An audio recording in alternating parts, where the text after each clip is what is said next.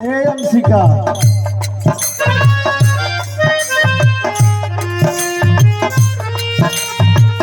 संगीता जी हो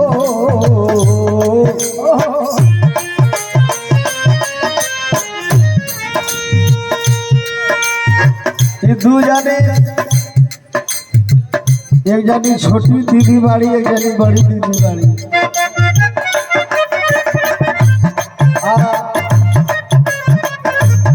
10-15 जना गवैया के बीच में दूसरे जानी बाड़ी लोग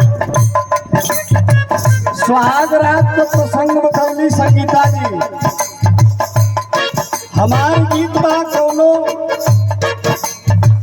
दुल्हा आयल बा बड़ा मूड बना के चट्टी पर से आ दुल्हन एन मौका पर धोखा दे दिया, नाराज हो गई। दुल्हा कल से हमारा ली जब तू कहाँ जानू तो हमारा तनिक भी अच्छा ना लगेगा, तनी हमारा प्यार से तू बात करा।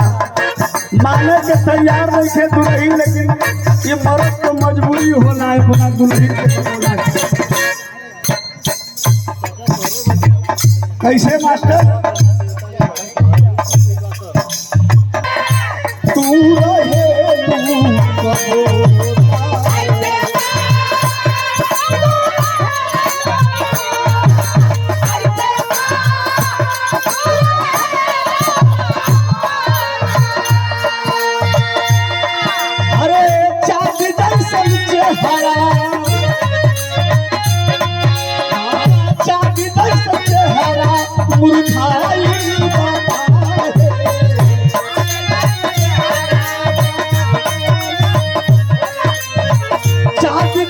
चेहरा मुरझाई